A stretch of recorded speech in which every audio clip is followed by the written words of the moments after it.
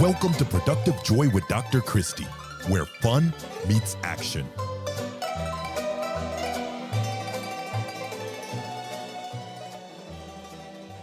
Hi, friends. Welcome to Productive Joy. I am so excited to introduce you to today's guest. But before I do, a couple housekeeping things. If you are not following this podcast yet, today's the day. Please click follow and start getting a little Productive Joy sent your way every single week. And if you're liking it enough, make sure you share it with your friends because I am here to tell you that this is your shot of B12 that will kind of change the trajectory of your day. And today is no exception. So, my guest today is Amy Woodall, and I am so excited to introduce you to my new friend who is a meditation teacher. She's a wife, she's a mom of two grown boys. She is a dog mom to Leap, which is a fun story that she might get to today. And she's a coffee addict. But more importantly, she is here with us today to share all things amazing about who she is, what she does. And Amy, I am so glad you chose to spend some time with us today. Welcome. Yeah, thank you. Thanks for having me on. So I didn't mention like what you do and all that good stuff, but here's what I know to be true is that people only listen for about 30 seconds before they're like, yeah, this sounds interesting, or no, not so much. So Amy, what would you say to convince this audience that this is going to be worth their time? Oh, man, what a tall order. I know. I think that what I have to bring to the table, so for those who are open and willing, and if it feels like a hell yes for them to listen, is this insight on consciousness. Mm. So the podcast that I host is the Conscious Habit Podcast. It's also the name of my company. And we just got the news that we are in the top 5% of podcasts in the entire world, which is a pretty big order because there are 50 million podcasts. Yeah, there are. So we're pretty excited about that. But consciousness and the conscious habit is all about learning how to design a life that we love the hell out of from the inside out. And it's geared towards leaders and their teams so that they can understand this personal meets professional development and they can learn how to lead beyond ego. So if your listeners are business owners, maybe they are, forward thinkers, they're like, hey, I love this personal development piece of it. I think the lens of consciousness brings a unique insight that they may want to listen to. And yes, very well said. And you are pretty amazing, quite honestly. Like this is not your first rodeo. You have definitely been in this business space in multiple arenas for a long time. And I would love to get more about your story. Like, how did you end up where you are today? Because the consciousness habit is, or conscious habit, sorry, I added a word in there because you mentioned consciousness, but the conscious habit is where you are today. But there were a lot of businesses that led you up to where you are today. Why don't you tell us a little bit more about how you got here? Oh, all of our stories are so fascinating, aren't they? Of like Yeah. the twists to turn and like no conventional space. So I proudly say I have only ever been on college campuses to go to frat parties. I I have been an entrepreneur since I was 24. I started my career in retail and retail management.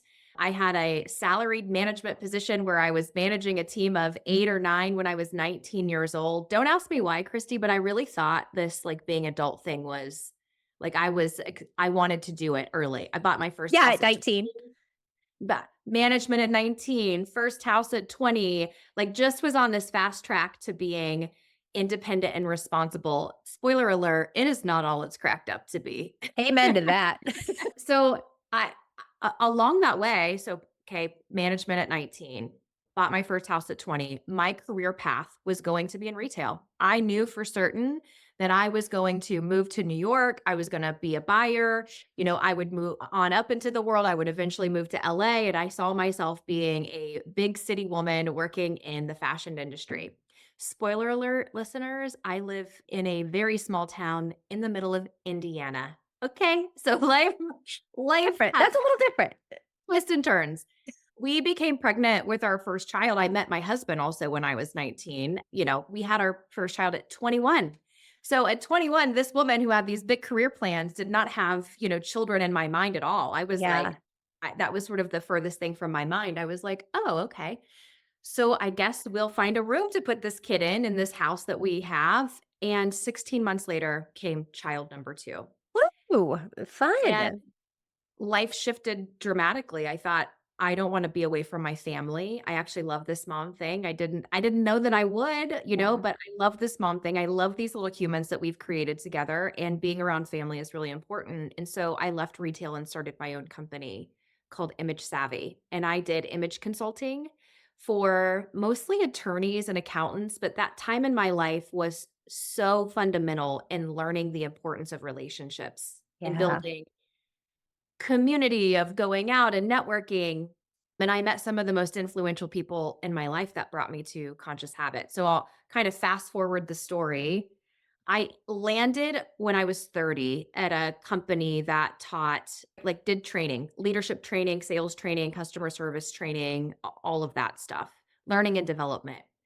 And there was a really heavy focus on psychology, neuroscience, understanding the hardwiring of humans. Mm.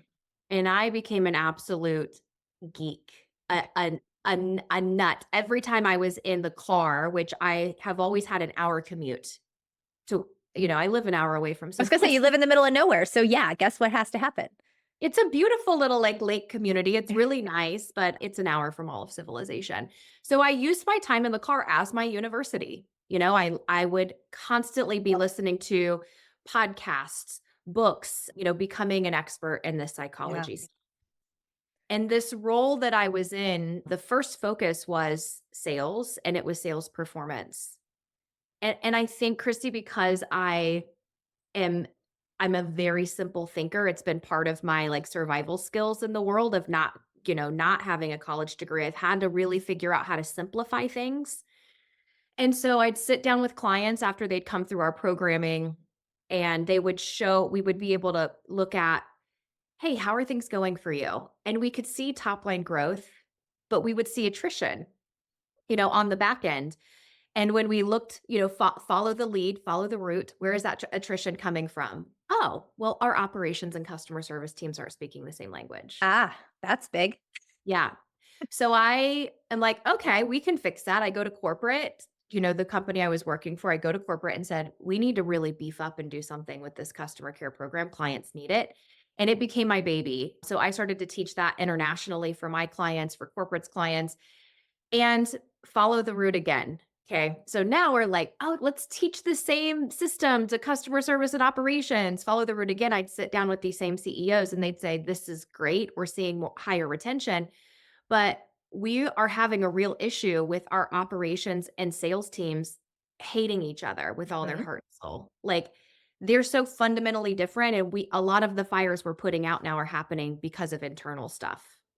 So I go to corporate again. I say, okay, let's let's like teach conflict management, and I'm going to become a nerd. I'm going to learn everything I can from the inside out from about conflict management. I started teaching this concept, and simultaneously I was going through my own spiritual awakening, understanding that, oh my gosh, life is not happening to me, it's responding to me, that Oh, all of life is a projection of my own thoughts and feelings and experiences, and that nothing is good or bad until I give it permission to be. I had started a meditation practice that changed my life and then became certified as a meditation teacher, not to teach it in yoga studios, but to help incorporate it with clients. And so my work followed the route again. My work really became counseling leaders on how to manage themselves and other people from the inside out, and learning about ego and learning about projection, and how do we change and rewire our mind, and how the eye see what the brain believes. And I started teaching Conscious Habit. It didn't have a name, but it was what clients kept coming back and saying, we want more of that. What is this? What are we doing? The rest of our organization needs to hear about this. I want my husband to hear this, my wife to hear this. And I knew it was, I had to create the, philosophy, and here we go. Conscious Habit was born. oh my gosh. Okay, like 7 directions, no joke, I could go right now, and I am so excited to explore all of them. So you actually started with your conversation around your image savvy organization that you built at 24, and you Yes. said that you learned it was about relationships, right? Then come full circle, just in the most closest thing that you said, you talked about relationships.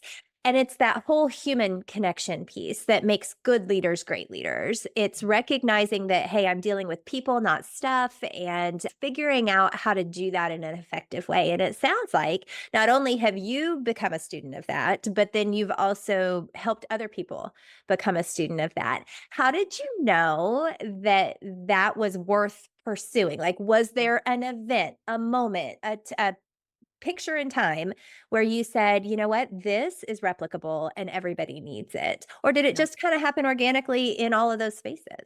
I think it's a combination of things. I believe number 1, the thought never went away.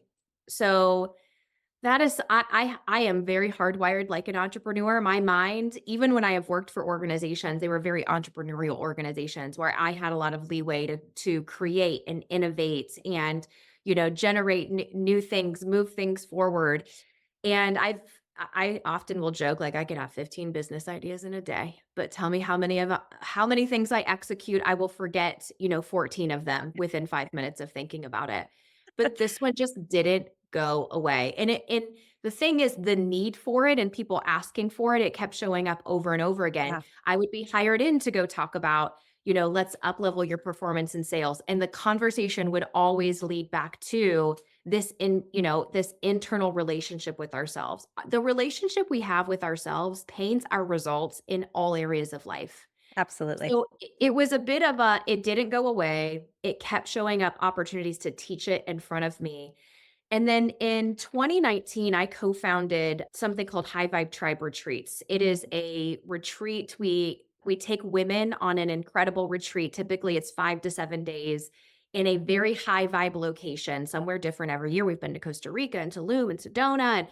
And so during these 5 days, we are doing very intentional transformation work. It's a combination of yoga. I teach the breath work and the meditation. I have a partner who teaches the yoga. And then together we do this deep transformation work.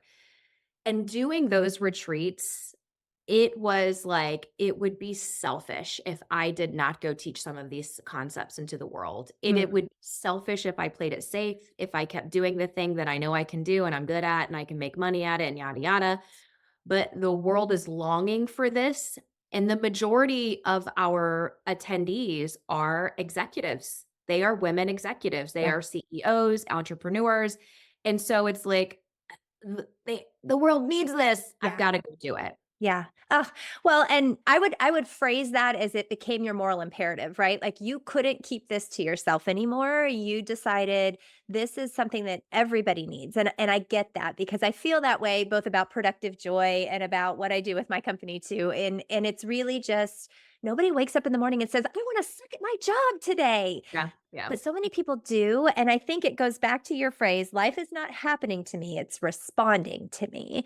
So you wonder, why does this person have all of this great stuff going on? Because they're manifesting it, because they're working at it, because they're doing really hard work to make sure that they're putting out the right stuff so that the right stuff comes in. That's kind of game changing, Amy, and I'm so grateful that you were willing to share it here. I have to ask the question because I cannot wait to hear how it goes. With all that you've said so far, and we are nowhere near done with you saying brilliant things, how would you define productive joy? Now that you've experienced all of this great stuff, what's your definition? Well, first I would like to say that, like, joy isn't to me, here's my belief. Mhm. It is not the ultimate goal, Mm-mm. but it's a really beautiful place to be. I think part of us being conscious is knowing that emotions are gonna come and go, and it's part of the human condition, Yep. and that the bad can be just as good. The bad can be beautiful even when it's painful and it sucks and we're sitting in Mhm. it. But oftentimes there are great insights and awakenings that come after, and that emotions are valuable. All emotions are valuable. And obviously, we want to feel the ones that feel better more often, And so to me, joy is this place where we are completely present. We are aligned with our own gifts and talents. So we're working in the zone of genius, if you will, which is a concept that's taught from the book. Is it the Big Leap? And I think it's Gay Hendricks that wrote that book. You might have Okay. to We may have to look that one up. Okay. But the zone of genius, this place where flow can happen and we're out of the hustle grind, but we can move into flow.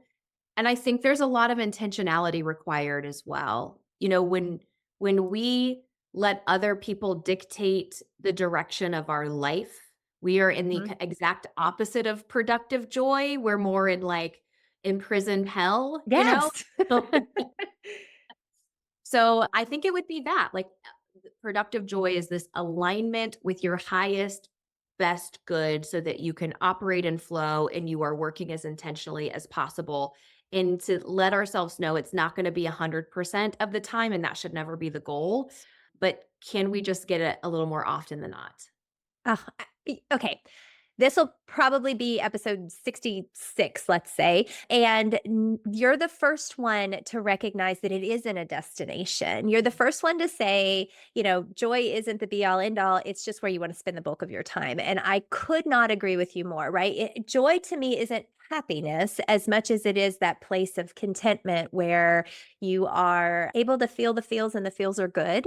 But Yeah. what I loved that you said is that the bad can be just as good, and recognizing that there's a learning opportunity in every space. And it isn't just when things are positive that good things come, because you won't even know that they are positive if you've not had the negative, if you've not had the bad.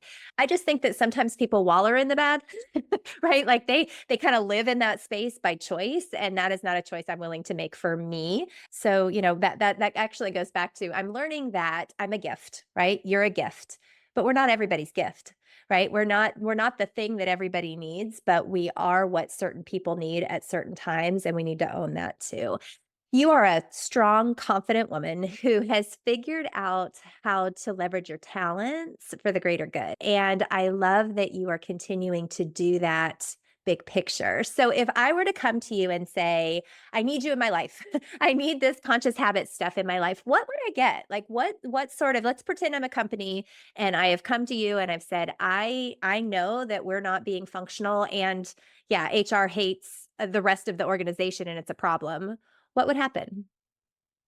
Well, I would have a lot of questions, right? Because I'm a I root hope so, cause because kind of if it girl. yeah. Yes, there's always going to be a tell me more about that. And why do you think that's important? What have you guys done already to fix it? And, I would have a ton of questions. But typically, when I'm working with folks, there's three ways that we work together.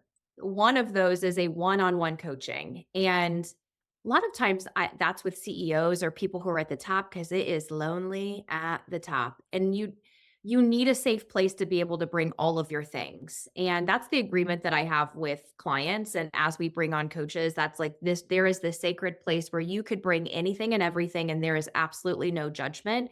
And while we're not going to play therapist, because I'm going to say, oh, that's a trauma that needs to go to your therapist, and I'm happy to make a recommendation, we can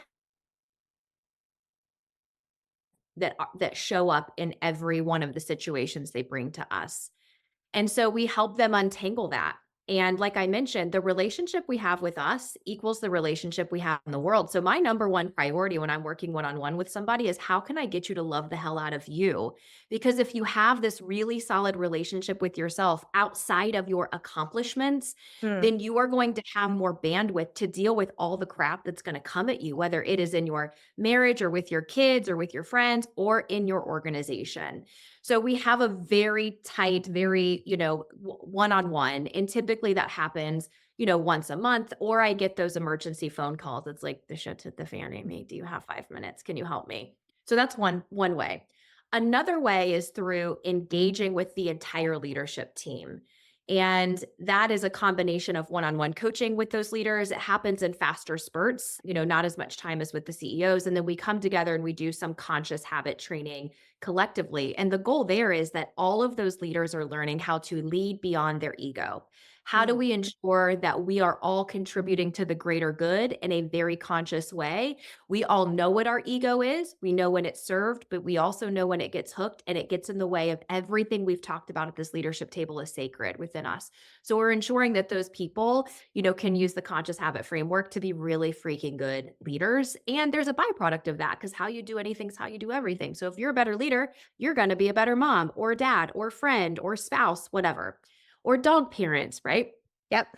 The third way is through retreats. And I was just with the group last week, actually in Jacksonville. Probably, where are you? Where are you? Yeah, a little further south, but yeah, but I'm about 4 hours south on the other coast. But yes, Okay. you were in Okay. our great state.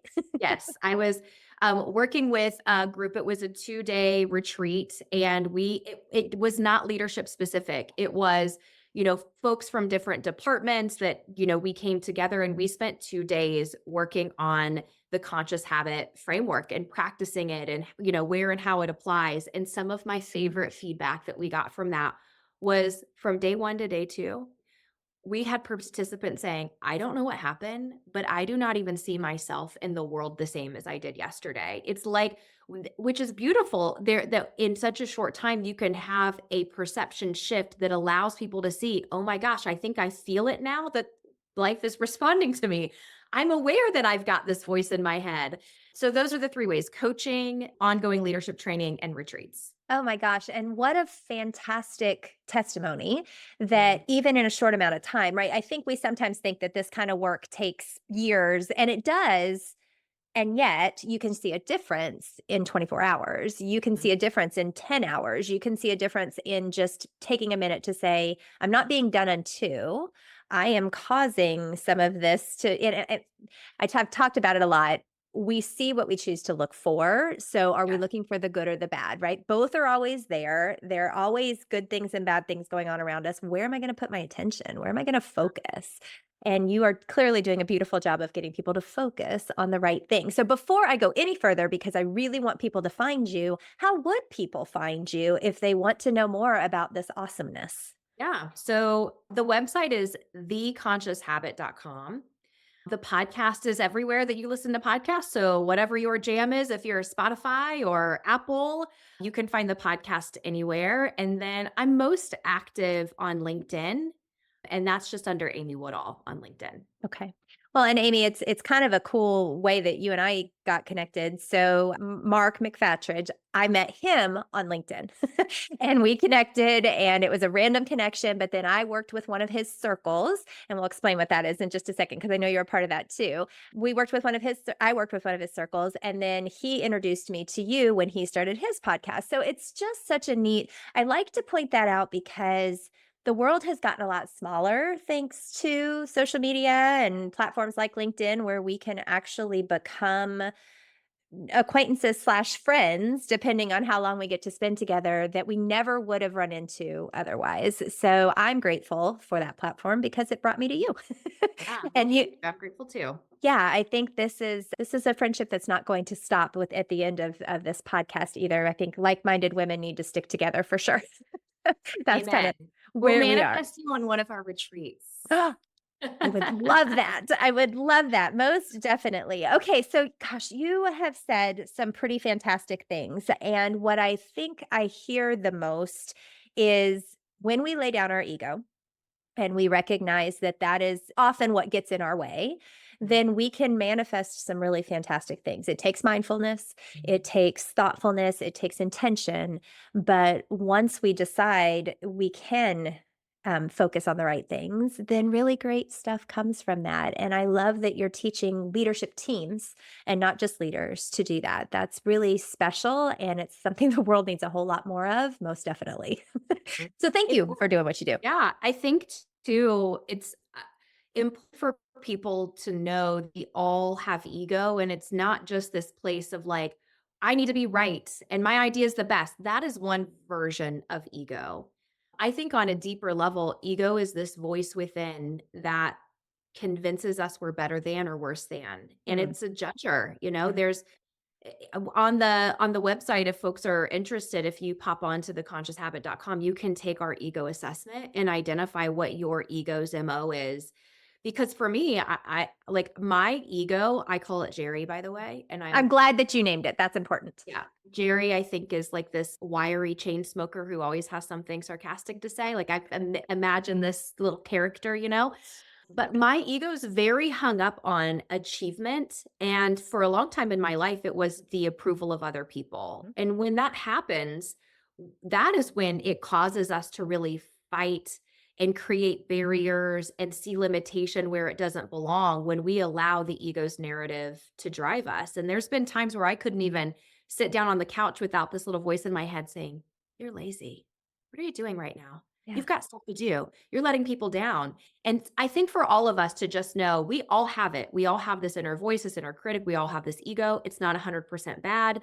But if we don't know the difference between it and us, it makes a muck in our lives. Yeah. So, super passionate about helping create that separation of like ego isn't just the loudest voice in the room. No. We all have it. I felt that in my core because that happens to me. I will sit down on the couch and think, oh, but I could be doing this and I should be doing that. And why am I not doing that? And what's wrong with me? And then I can't even enjoy the fact that I chose to sit down. Like last night is a good example. I actually, my husband was out on a work thing and my daughter was in class. And so I had the night to myself and I chose to read a book. And I Mhm. went the whole time, I'm thinking, I could have created 17 different things in the last hour. What is wrong with me? And I went, no, like that's okay. I think so. I'm a big fan of the Enneagram. I love any sort of thing. Well, like you said, I'm kind of a neuroscience geek too. Learning how our brains are wired allows us to better understand what we need in order to get past the crap and into the good. Something I want to circle back to before I ask you your rapid fire questions, because I think it is unbelievably important, is you talked about how your time on college campus was spent only at frat parties and not actually attending because that wasn't your route, right? So I have twins, and my twins are brilliant and wonderful and fantastic and as different as night and day. And so they did both go off to college, but then COVID hit in their freshman year. And our daughter put her head down and started studying and ended up graduating in 3 years. Our son realized that he didn't go to class when he was physically there. So there was no way that he was going to go to class online. And he said, I'd like to go to work. Right. And so both of them are very successful right now, and they are in spaces where they are exactly where they're supposed to be. Our daughter's teaching kindergarten and she's crushing it, and our son is leading a team of 50 people and is crushing it as well. And I say that because it is your superpower that you have chosen to be a lifelong learner. And it is your superpower that you recognize that there are many ways that we can get to that lifelong learner status. Some of the smartest people I know have no degrees, no letters after their names. And some of the most idiotic humans I know have all the letters. Mhm. And Mhm. I can say that as somebody who has extra letters after her name too. It has nothing to do with the degree and everything to do with the journey to learning. And so I just want to commend you on one, recognizing it, and two, calling it out for what it is, because you are a brilliant woman who no extra letters needed. Thank you. I think for all of us, it's like what we give ourselves permission to do. And, I was naive at the right time. When I look back and I think I started my first company at 24 and I had no idea. It's not like I didn't grow up with entrepreneurs in my home who were running businesses. It was like, what? Who? I should have been a lot more scared than I was. I just didn't know what I didn't know. And it Yeah, served me well at that time. But yeah, that's for all of us, we get as far as we believe that we're worthy. capable and worthy of. Yeah. Yeah. It's that worthy word that I hear loud and clear. And I am just so grateful that you recognized your worth and that you continued to push. That's awesome. So I do Thank have some rapid fire questions. Are Yeah. you ready? Okay. Yes, please. Okay. I'm excited to hear your answers. So, what is your definition of fun? Mm, freedom. That's what comes to mind. Freedom. Freedom. To me, Okay. it's this combination of being in the present moment, being, fully in and not having the restrictions and constraints. That is the perfect environment for fun. Love that. What a great answer. Okay. How do you know that you're showing up as your best self on your worst days? Hmm. The goal for me always is how can I lead with love? It is a part of my morning practice. I visualize sending love to everybody I know that I'm going to meet. I I start with me because if I'm out of alignment, if I don't have it for me, I expect it from the world around me. I become more of a taker than a giver. Mm, So I think that and when I notice myself out of alignment, try to forgive quickly and just lean more back into that loving state. I like that. So, what does it look like when you're showing up as your authentic self? I don't know if it's a what other people might view, but I do think when you have a really tight mind, body, spirit connection, your authenticity lies within your spirit. That's a very personal Mm, word for every one of us, a very personal word for each person listening. And to know what that connection is, you can attach it to something bigger than you, like a religion, but it could just be the essence that is always a constant. To me, that the constant within you, it's never changing. When you have a really good connection with mind, body, spirit, that is when you know that you are aligned with your authentic self because you will feel it. And the body has the answers before the mind does. mm. We know how to go to the body for the answers. The mind will talk us into or out of anything we want it to. I always joke, like it's a little, you know, Yes.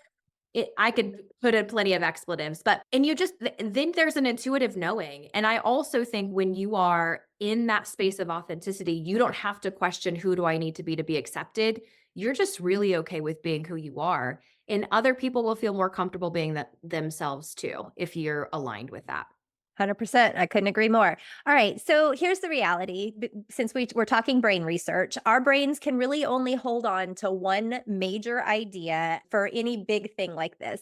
You have dropped about 1,000 nuggets of wisdom. But if people could only remember one thing from our 30-minute conversation, what's the one thing you really want them to know? I think that I'm gonna feel it in my body. What is the one thing? Go to the body, not the brain.